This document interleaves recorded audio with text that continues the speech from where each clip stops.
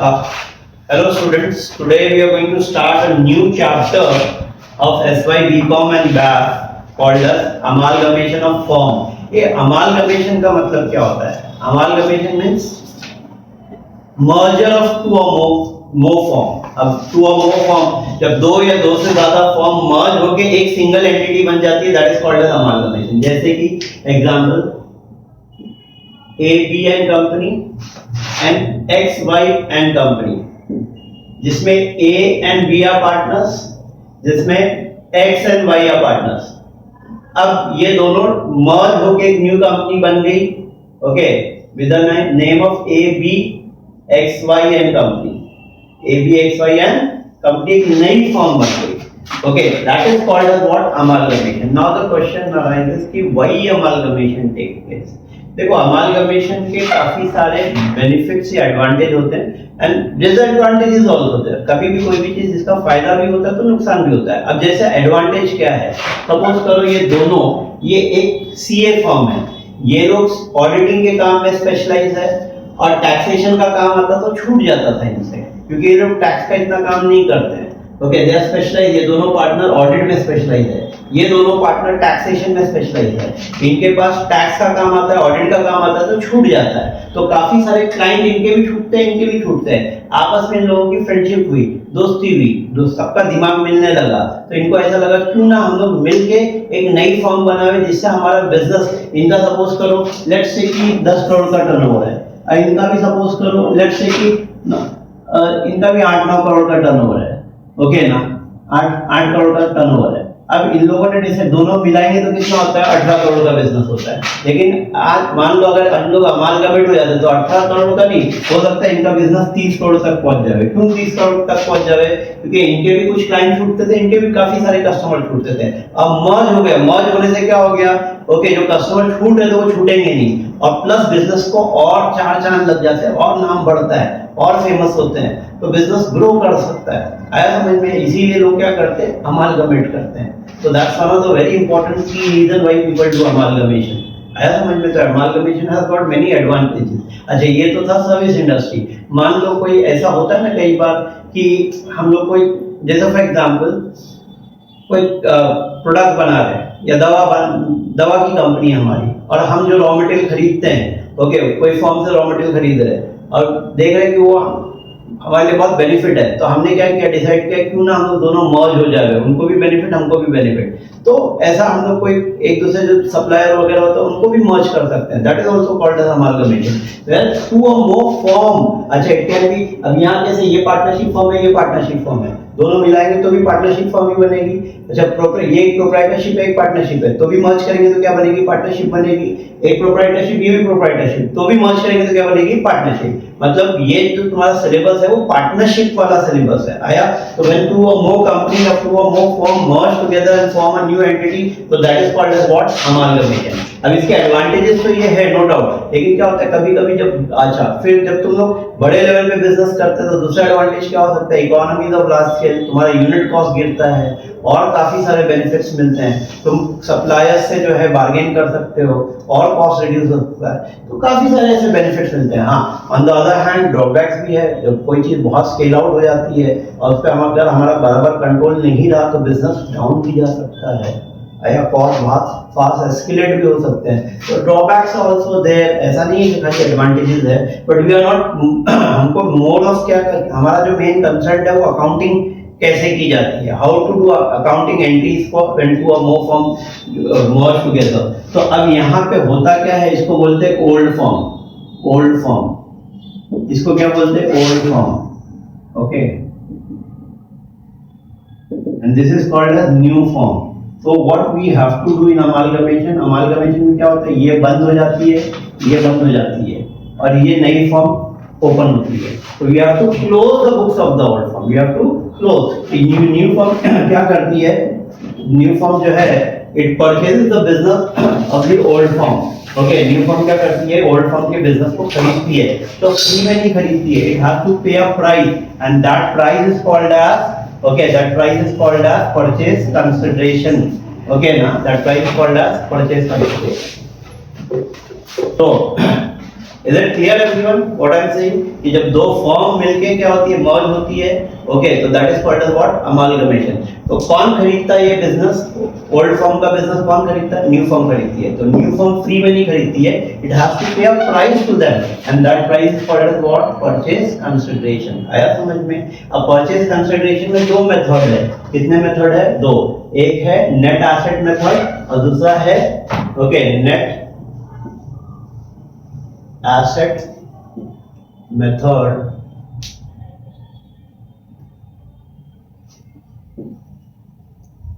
and lump sum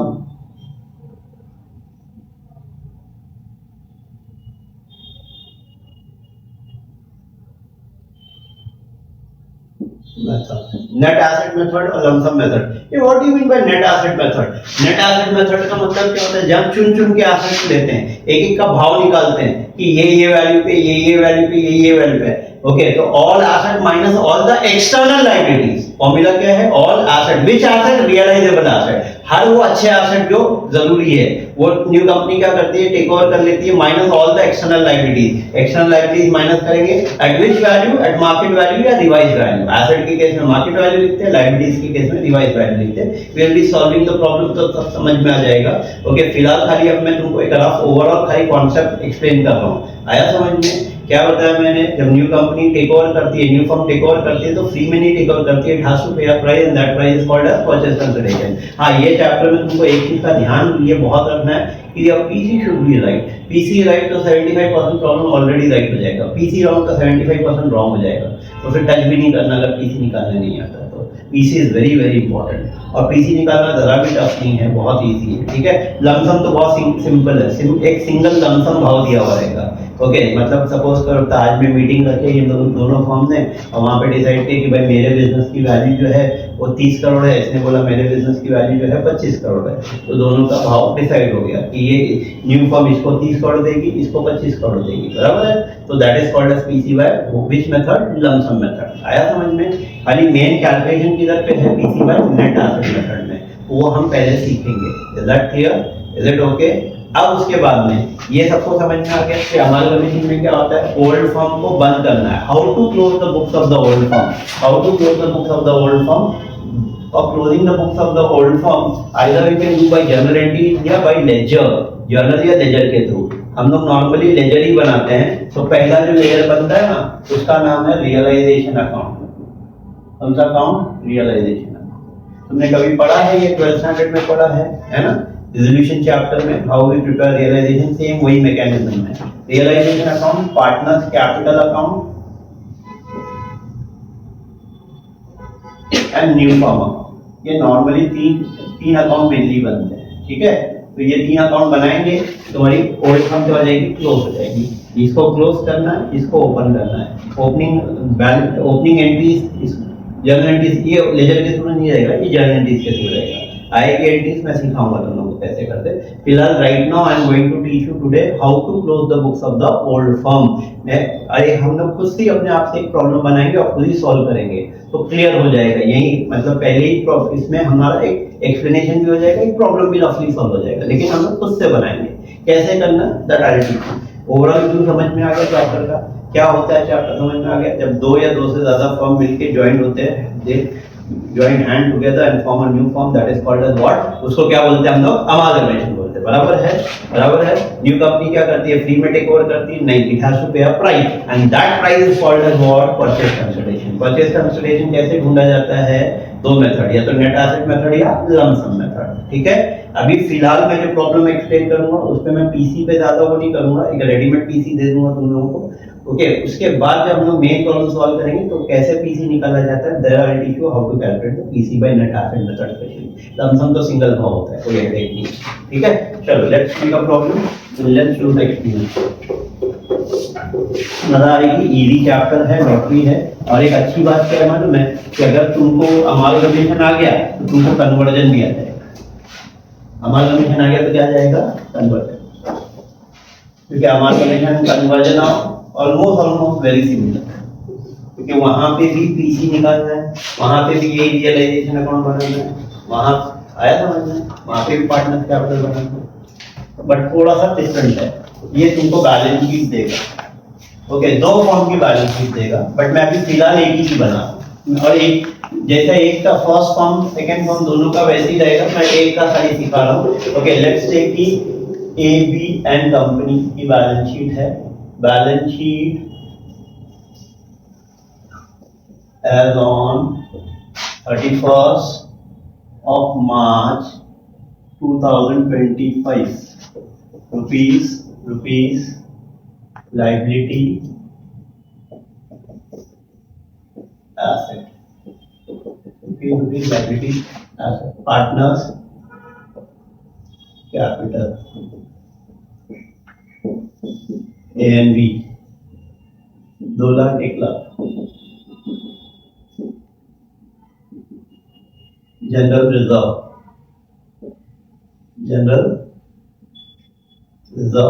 60,000। Bank loan 40। Creditor 1 lakh. कितना होता है टोटल? 3 लाख 4 लाख 5 लाख या 5 लाख। छोटा सा प्रॉब्लम करते हैं, छोटा सा बनाते हैं ताकि इजीली पहले समझ में आ जाए। यहाँ पे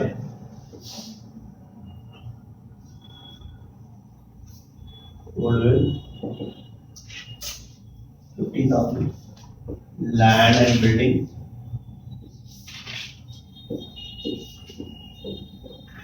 1,50,000, land and machinery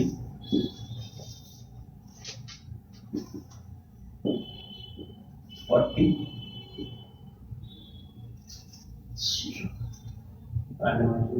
furniture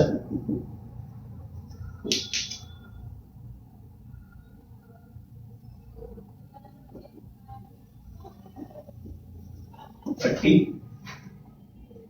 stock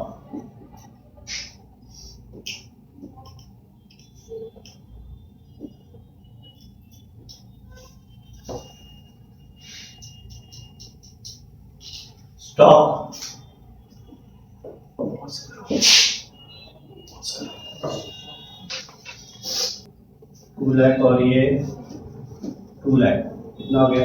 4 lakh. 4 lakh ये 60 और प्रिलिमिनरी एक्सपेंसेस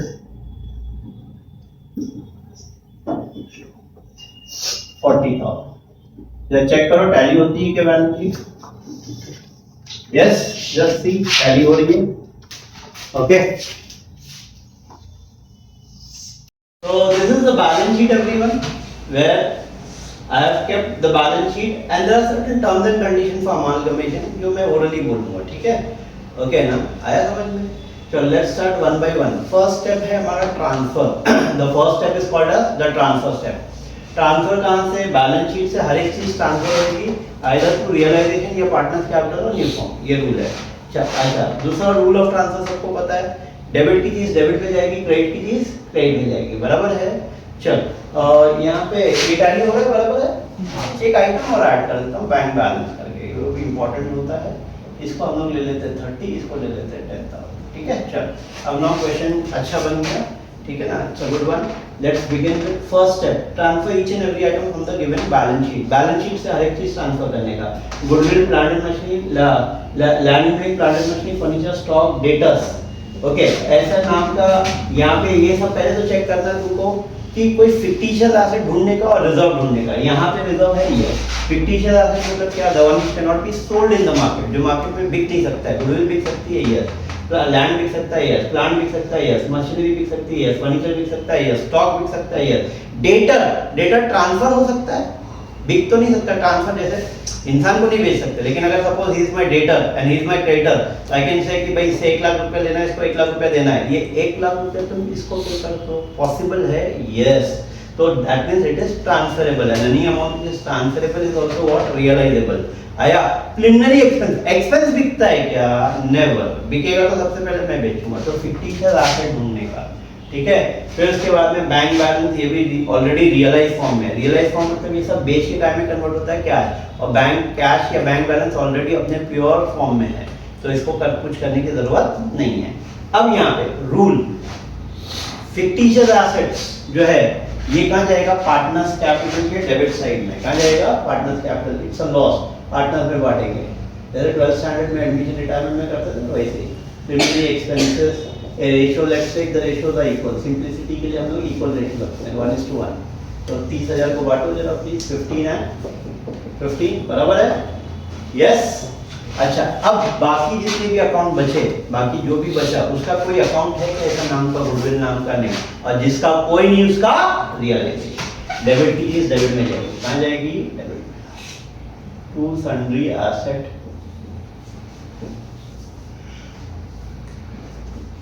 क्या क्या है, गुडविल कितना है, 50,000। Land and building,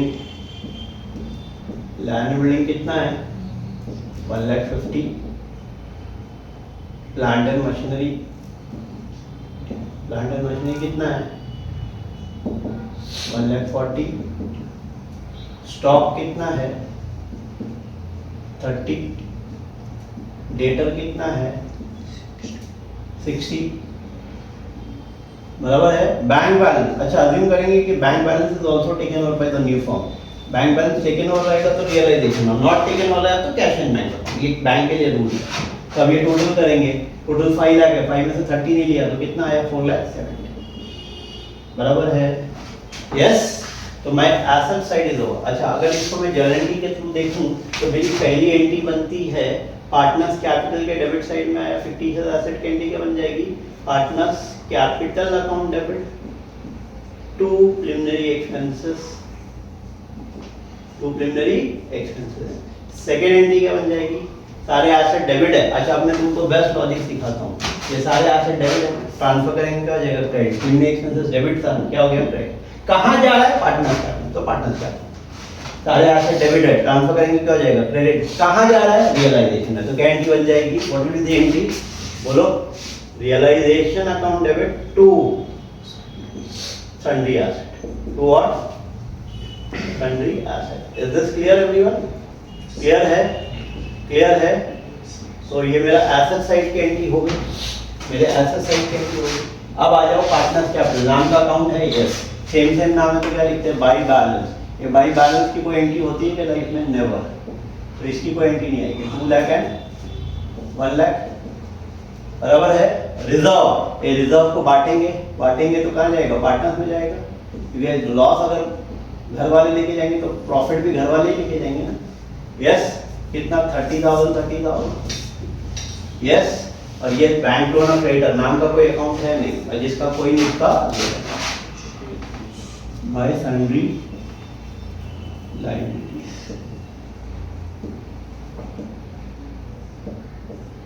bye sundry liability. उसमें क्या क्या है, बैंक लोन 40 और क्रेडिटर 1 लाख, कितना जाएगा, 1,40,000। अच्छा, अब यहाँ की मैं जर्नल एंट्रीज अगर कंप्लीट करूँ, if I complete the entry, reserve credit है, ट्रांसफर करेंगे क्या हो जाएगा, debit. General reserve account debit, general reserve account debit to what, कहाँ गया, पार्टनर्स कैपिटल में, टू पार्टनर्स कैपिटल। फिर फोर्थ क्या है, क्रेडिट और बैंक लोन। ये क्रेडिट था, ट्रांसफर करेंगे क्या हो जाएगा, debit. Bank loan account debit, creditor account debit to what, realisation, बराबर है, यस एवरीवन। तो this finishes off which step, इसको बोलते हैं ट्रांसफर। क्या बोलते हैं, ट्रांसफर। ये प्रॉब्लम में मैं तुमको पीसी निकालना नहीं सिखाता हूँ। Let's take lump sum method, directly PC दे रहा है, okay. Let's take the PC given to you is 3 lakh, कितना है, 3 लाख, ओके। अब हमारे ऊपर है, पीसी ज्यादा लेंगे तो प्रॉफिट होएगा, कम लेंगे तो लॉस होगा। क्या चाहिए तुमको, प्रॉफिट चाहिए या लॉस चाहिए, प्रॉफिट लेते हैं ना। चलो, तो एक काम करते हैं, 5 लाख रुपए लेते हैं। पीसी का अमाउंट क्या है, 5 लाख। मतलब न्यू फर्म क्या करेगी, एबीसी कंपनी को 5 लाख रुपया देगी, तो क्या एंट्री आएगी? New company account debit to realisation, entry for PC क्या एंट्री आएगी? New company account debit to realisation 5 lakh. यहाँ डेबिट में लिखा तो यहाँ का लिखोगे राइट साइड में by A B X Y and company bracket में पीसी कितना 5 लाख। ये हो गया। तो इसकी जर्नल एंट्री क्या बन जाएगी? जर्नल एंट्री नंबर 5 की एंट्री क्या रहेगी? New company account debit, new firm account debit, ये मॉडल एंट्रीज में सिखा रहा हूँ। New firm account debit to क्या? रियलाइजेशन। ठीक है। अब उसके बाद कोई sale of asset, sale of asset मतलब क्या? कोई एसेट है जो न्यू फॉर्म ने नहीं लेके गई, तो उस एसेट या तो बेचेंगे या पार्टनर लेके जाएगा। अगर बेचा तो cash and bank account debit, partner लेके गया तो partners capital account debit to what? Realisation. बराबर है? Yes everyone. तो यहाँ पे हम इस प्रॉब्लम में अज्यूम करेंगे कि कोई एसेट बेचा नहीं और कोई पार्टनर नहीं लेके गया, मतलब सारे के सारे एसेट न्यू फॉर्म लेके गए। लेकिन अगर बेचेंगे तो क्या एंट्री आएगी? Cash and bank to realisation. Asset आता डेबिट से जाएगा कहां से? क्या एंट्री बन जाएगी? कैश में। पार्टनर लेके गया तो partners capital to realisation. Is that clear?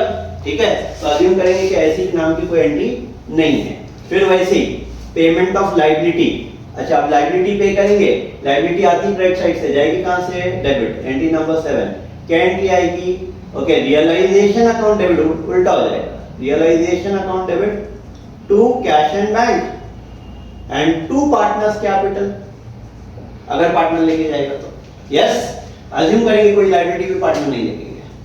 Is it clear? आएगी तो ये एंट्री आएगी। अब नेक्स्ट रियलाइजेशन एक्सपेंस। हाँ, ये ले लेते हैं हम लोग। रियलाइजेशन एक्सपेंसेस, ये सब करने का खर्चा होता है। खर्चा क्या आएगा? कोई भी खर्चा हुआ तो realisation to cash and bank, let's say कि 10,000 खर्चा हुआ, कितना हुआ? 10,000। तो एंट्री क्या आएगी? रियलाइजेशन के डेबिट साइड में क्या लिखोगे? Realisation to cash and bank. ये एंट्री भी नहीं लेते, नहीं तो कैश एंड बैंक बनाना पड़ेगा हमको। Let it be right now for the time being, खाली अभी समझ लेते हैं। अगर रियलाइजेशन एक्सपेंसेस आता तो क्या एंट्री होती? Realisation to cash and bank. ठीक है। अब सब हो गया, स्टार्ट क्लोजिंग द अकाउंट। इसको क्लोज करो, क्लोज दिस अकाउंट, क्लोज करो प्लीज।